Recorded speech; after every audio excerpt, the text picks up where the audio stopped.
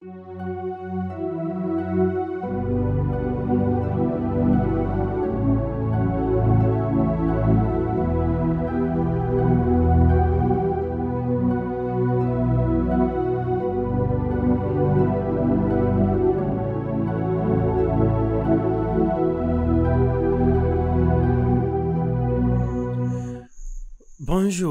bienvenue dans cette nouvelle série de vidéos.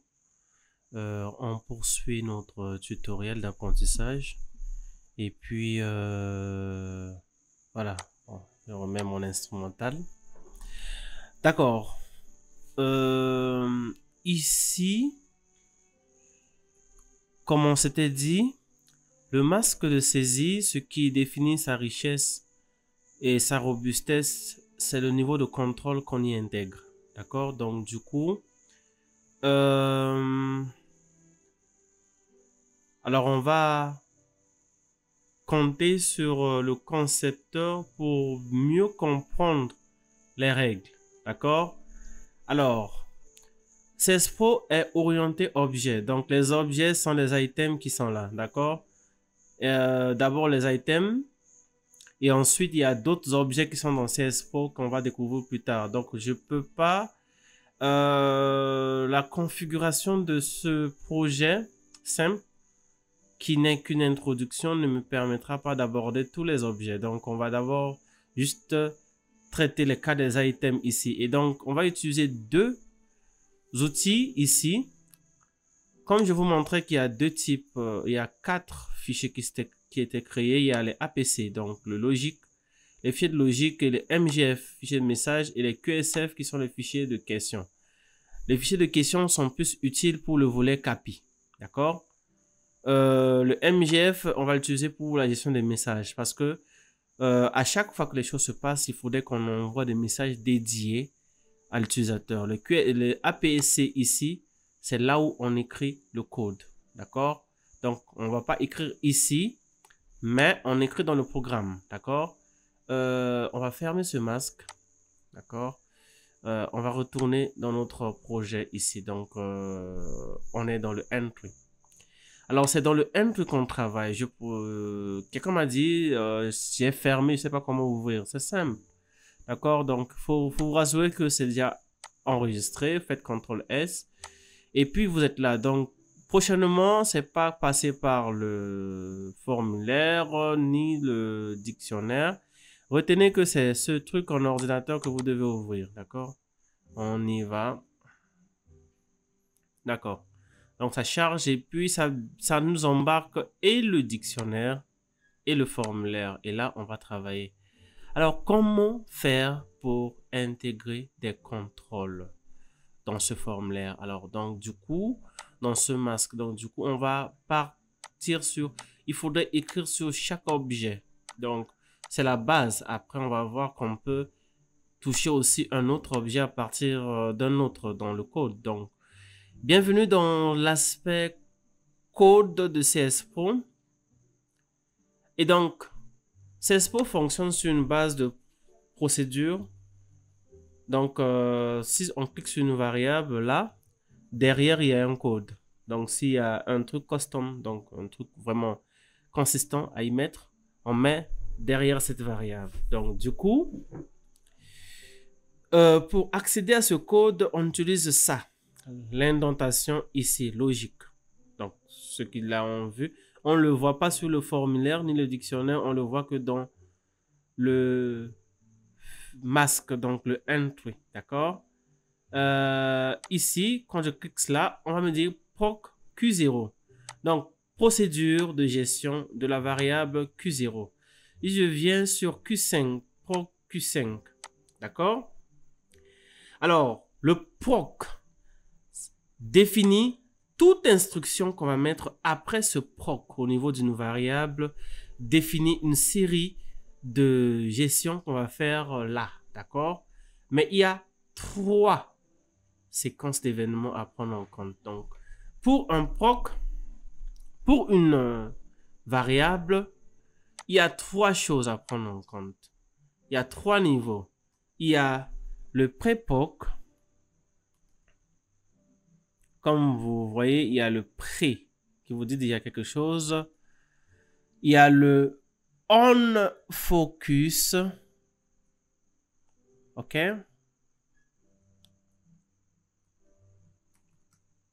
Il y a le kill focus.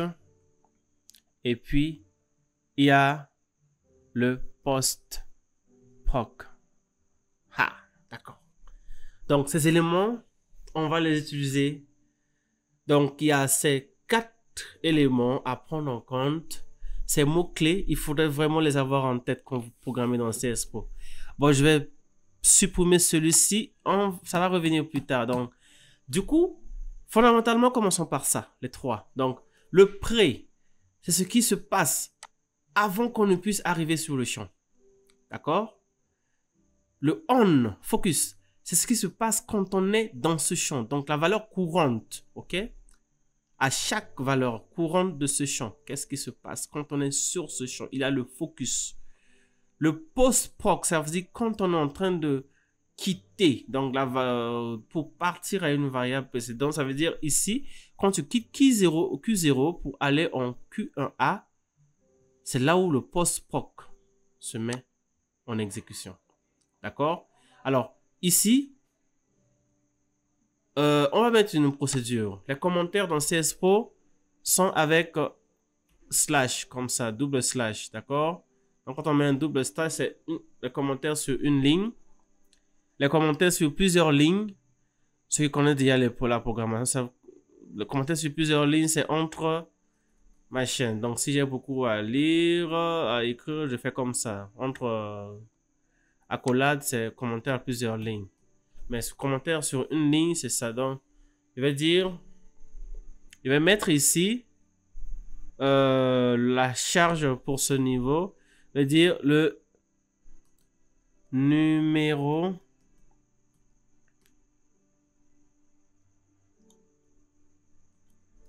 du questionnaire ne doit pas être nul ou négatif. Donc, c'est une valeur strictement positive. Alors, qu'est-ce qui se passe? Ça veut dire qu'il faut, pour traiter ça, il faut que la personne saisisse d'abord la valeur. D'accord? Donc, on est là dans le post-proc. Donc, on va supprimer ces deux. D'accord? Donc, il faut que la personne saisisse d'abord la valeur et c'est à partir de cette valeur qu'il va agir, qu'il va checker et voir. Donc là, c'est dans le post-proc. Donc après, d'accord? Le post-proc. Ici, on va gérer ça. Alors, on va utiliser la boucle if, d'accord? Donc, le conditionnel. Ceux qui vont aller dans le manuel de... Donc, allez juste dans la rubrique d'aide. Vous tapez if. Vous allez voir if statement. Donc, if condition, then, else if, then, else and if. D'accord? Alors, on va utiliser la même syntaxe ici. OK? Donc, je peux garder ça à l'écran. Donc, si je fais ça, je dis if... et faites attention à l'indentation. Donc, if condition. Alors, je vais commencer par ça. Donc, Q0. Donc, si vous ne voulez pas saisir le nom de variable, vous cliquez à gauche. Vous faites copy name, vous mettez Q0.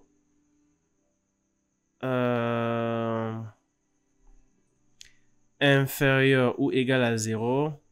Then, OK. Bon, je n'ai qu'une seule valeur. Je n'ai qu'un seul. Donc, je dis ici.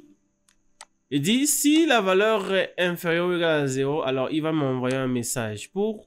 Il faudrait que ici, si la valeur est négative ou nulle, parce que la condition ici est que la valeur, le numéro de question doit être nul ou positif. Ne doit pas être nul ou négatif. Donc, ça doit être une valeur à partir de 1.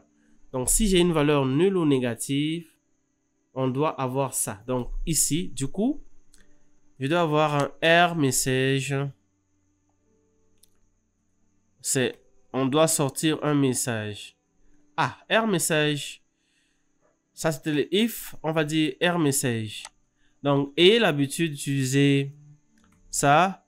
Donc, il a dit R message, il y a tout ça. Mais bon, ça peut vous embrouiller. Donc, ici, R message, il prend juste un texte. Donc, pour l'instant, faisons un R message simple. Donc, c'est juste un texte. Il renvoie juste un texte. Donc, on va dire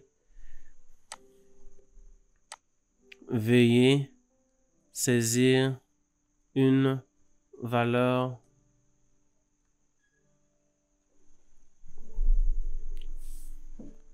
valide. OK? Et puis, comme si on ne fait que ça, il va sortir le message et il va passer. Donc, du coup, on va lui dire re-enter. Alors, ce fragment de code ici permet de dire, OK, dans le post-proc, ça veut dire que quand on saisit une valeur, il prend la valeur et il vérifie cette valeur. Il applique tout ce qui est ici. Donc, dans le post-proc, il vérifie cette valeur, d'accord? Donc, si cette valeur est inférieure ou égale à 0, il affiche ce message. R message permet d'afficher un message. Et le re-enter, ça veut dire réentrer. Donc, tant que, c'est comme un tant que, dans cette condition, il tourne là, d'accord? Alors, on va essayer ce qu'on vient de faire, d'accord? Donc, allons-y, je mets ça. Je vais faire add. Je vais mettre -6. Alors, vous voyez, il y a un texte qui sort ici. Veuillez saisir une valeur valide. OK? Et il me demande d'appuyer sur F8 pour effacer. Je fais F8. Il me retourne que sur le champ. D'accord? Donc, tant que je vais continuer par persister, il va toujours bloquer. Je retourne là, il me bloque ici. D'accord? C'est le but de cette... jusqu'à ce que je mette un truc valide. Donc, je mets 1, ça marche. Ça marche? Donc, à ce niveau, bon, je fais un discard. Ça ne m'intéresse pas. Donc, c'est comme ça que CSPO fonctionne. Donc, on met les contrôles comme ça. Donc, la boucle si, la fonction si, avec sa syntaxe, je vous consulte, je vous exhorte à venir dans l'aide comme je l'ai fait pour voir la structure de la fonction si. Donc, c'est comme ça qu'on met les conditions dans CSPO. On va dire, bon, ok, notre jour, c'est entre 1 à 31. D'accord? S'il n'a pas cette valeur entre 1 à 31, ok, on va... il faudrait qu'on le bloque. D'accord? Donc, on va dire... ça veut dire qu'il faudrait que la personne rentre déjà la valeur. D'accord? Donc, on est dans un post-proc. If Q1A. Après, on va voir comment est-ce qu'on peut améliorer ça. Mais comme on est dans l'apprentissage, on fait comme ça. On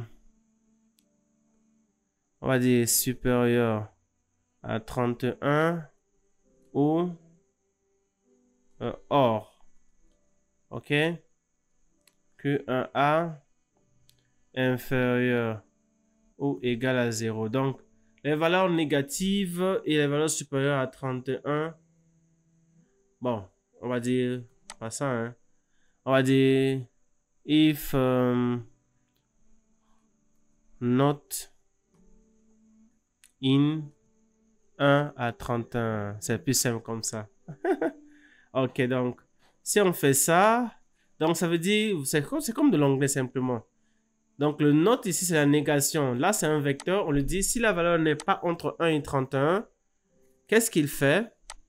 Il nous envoie ce message. OK?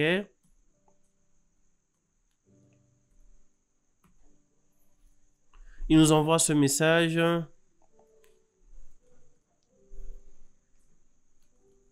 De la date doit être comprise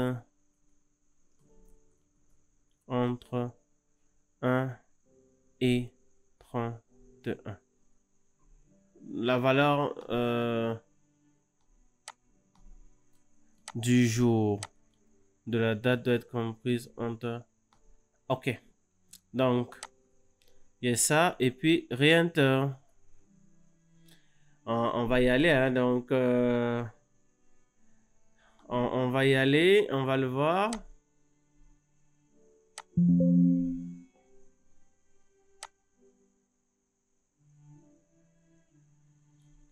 Il a un message. Donc, quand ça... Alors, pour compiler le code, c'est à ce niveau, d'accord? C'est compile, ok?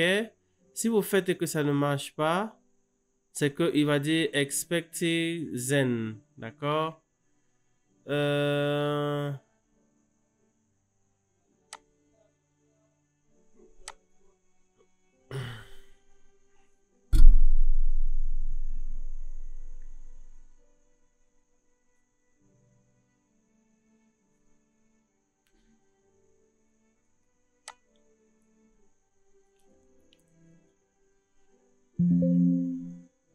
Non, on prend juste la négation de ça et ça devrait aller. Ok, donc, ça veut dire la négation, le not in n'a pas... Donc, 6, c'est le négatif de ça. Normalement, ça doit être in 1 à 31, ok? Donc, si c'est sa négation, on devrait avoir notre message là et on le fait, d'accord? Donc, du coup, il faut le compiler d'abord. Vous compilez ici avant d'aller là-bas, d'accord? Vous compilez, vous voyez compile successful, machin, et puis après on exécute. Allons-y voir. Donc, le numéro du questionnaire c'était déjà ok. Donc, si je mets un truc 0, vous voyez le message est là, d'accord? La valeur de la date ne doit pas être machin et il retourne là. Si je mets un 6, ça passe, d'accord? Bon, quant au mois, ça va déjà, puisque déjà on a mis un truc de 1 à 12, donc même si je mets un truc bizarre, il va refuser. L'année, comment dire? On va dire l'année doit être un nombre supérieur à 1970, d'accord? Supérieur ou égal à 1970, donc on va venir mettre ici sur l'année post proc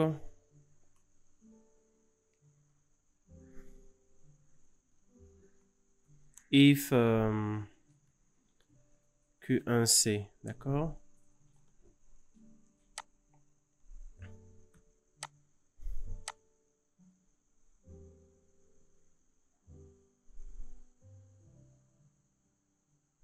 Inférieur à 1970, then, ok? Donc, on va toujours faire la même chose. R message, ça prend un message, un texte, entre griffes. R message.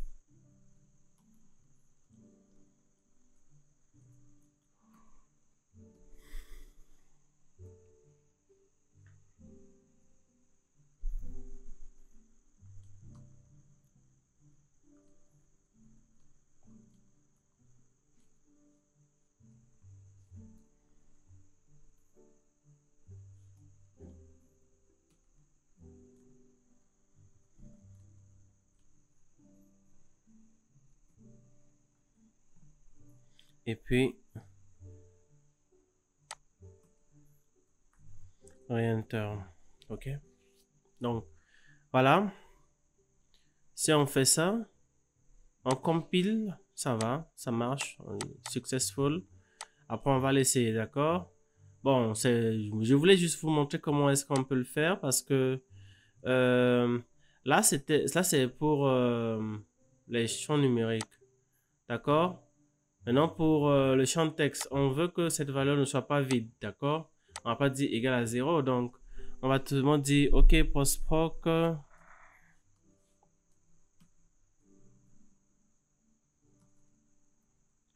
If cette valeur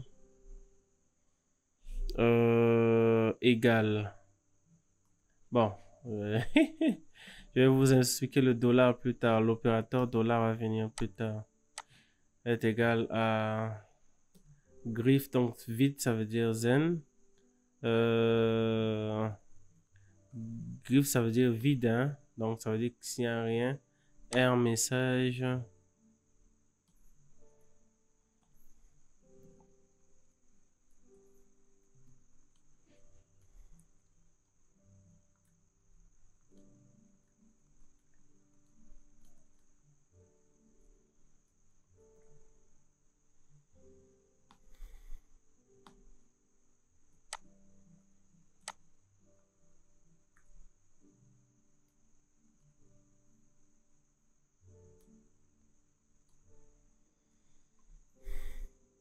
D'accord. Alors pour le sexe, déjà là, c'est pas un problème. Le jour de naissance, c'est la même chose. Donc on va juste prendre cette valeur là, on met là. Ok, tout ce qui est jour, mois, année, on va seulement année aussi.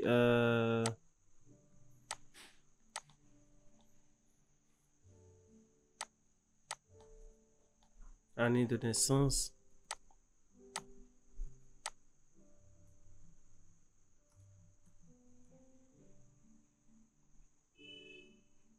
Ok, donc il faut toujours compiler pour voir est-ce que ça donne. Au niveau d'éducation, c'est pas un problème, c'est une liste déroulante déjà. Donc, quels sont vos loisirs? D'accord? Alors, quels sont vos loisirs ici? Bon, on va y revenir. Traitons d'abord tout ce qui est texte. Donc, nom et prénom, on va juste prendre ça. Attention, hein? Jour autre, c'est Q4A. Donc, on actualise juste. Ça fait Q4. Année aussi. Q4. Ok. D'accord. Donc,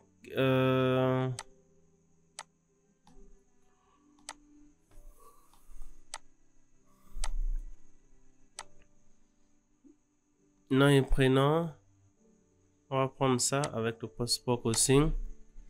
On va prendre la même chose pour mettre ici. Mais ici, ça va devenir Q11 parce que c'est la valeur de cette variable en question. Et puis, commentaire aussi.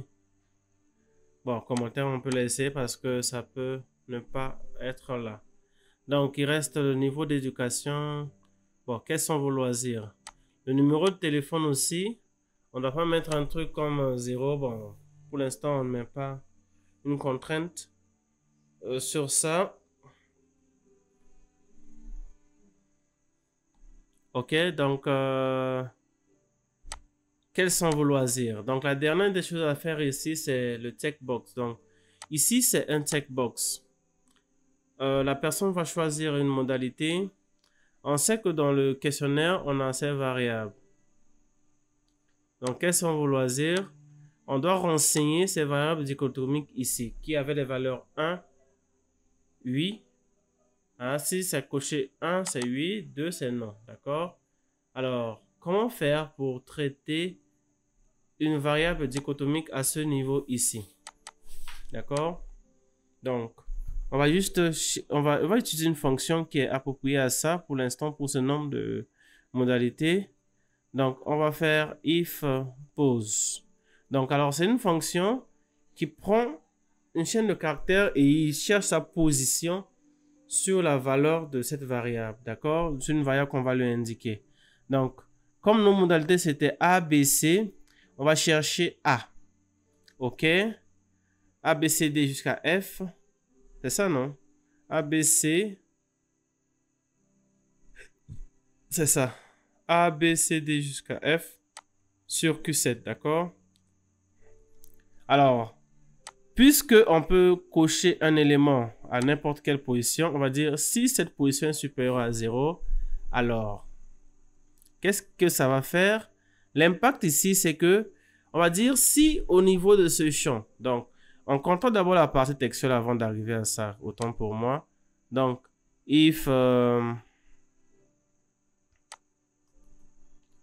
Donc, on contrôle d'abord cette partie textuelle.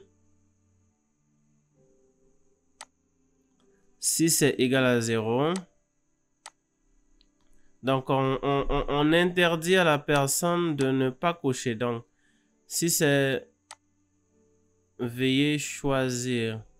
Donc, ici, veuillez faire un choix avant de continuer. D'accord? Voilà. On va dire tant que c'est là-bas, c'est comme ça. Et puis voilà. Parce que ça, c'est déjà une boucle là-bas. C'est comme tant que. OK. Donc, à ce niveau,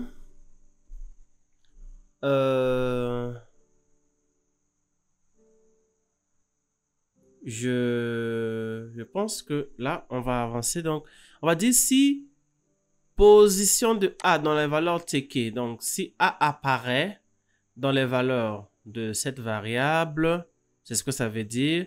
Alors, cette chose ici, la valeur, la modalité dichotomique qui n'était pas mise sur le formulaire, bien sûr, va prendre la valeur 1. Sinon, OK, cette modalité dichotomique va prendre la valeur 2, donc non. Donc si A n'est pas coché. On va faire la même chose. Bon. B. C'est pourquoi il faut faire attention à comment est-ce que vous nommez vos variables pour avoir une cohérence. Donc, C.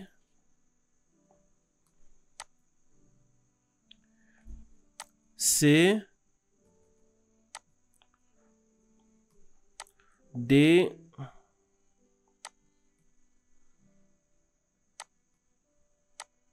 Et puis ensuite, E.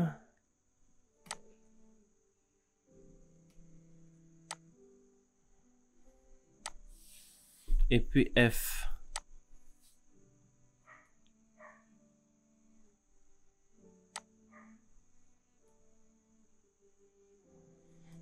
Voilà.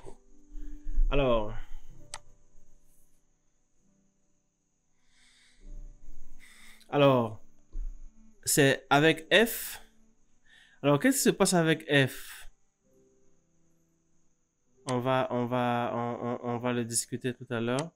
Donc, ce code, OK, ça permet de gérer cet aspect de ce qu'on veut faire là. Donc, il faut que la personne coche une valeur quand elle veut passer. Maintenant, si la valeur est vide, s'il n'y a pas de valeur, il le bloque.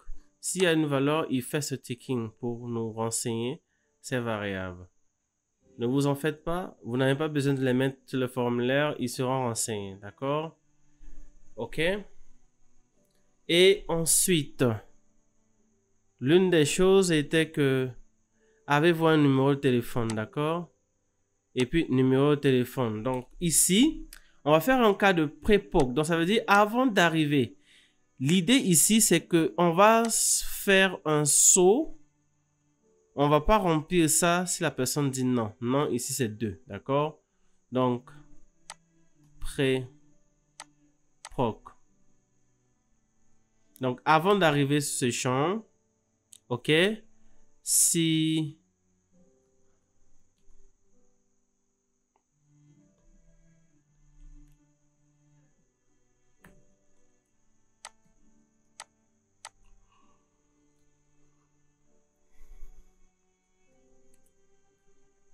OK, si c'est égal à 2, alors il va faire quoi? Il va faire... On va utiliser le mot-clé skip to. Donc, on saute cette variable. Ça veut dire il saute et il tombe à... OK? On est d'accord? C'est ça ce que ça veut dire. Ça veut dire que si la personne coche, donc si la personne choisit 2 ici, c'est la même chose. Il saute, il part directement à 10. Même chose avec le 10.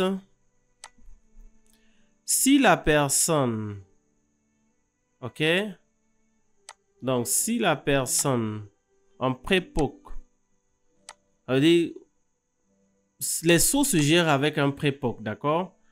Si la personne dit ne pas avoir de mail, donc ça veut dire la variable Q10 plutôt, ça veut dire que si la personne, voilà, coche 2, ça veut dire non. Alors, avant d'arriver ce champ, il saute, il part à Q10. Si oui, ok, il va rester ce champ, alors il va avoir la valeur de ce champ avec ce conditionnement. Donc, je pense que déjà à ce niveau, on a un élément, d'accord? On a un masque plus ou moins acceptable qui puisse nous permettre d'avoir notre la base qu'il nous faut. D'accord? Alors, il y a juste une dernière chose. Ah, il nous dit, c'est post-poc. Donc, voilà. On continue toujours sur la même base. On n'a rien modifié à la structure. Donc, voilà. Donc, notre formulaire est là.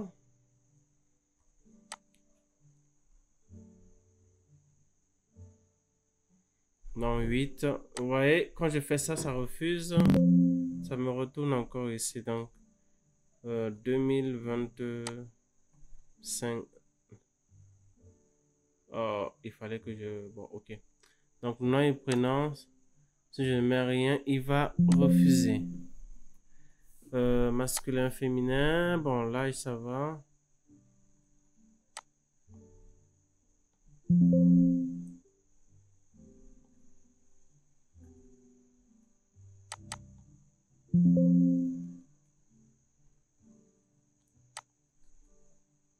Ok, âge en année.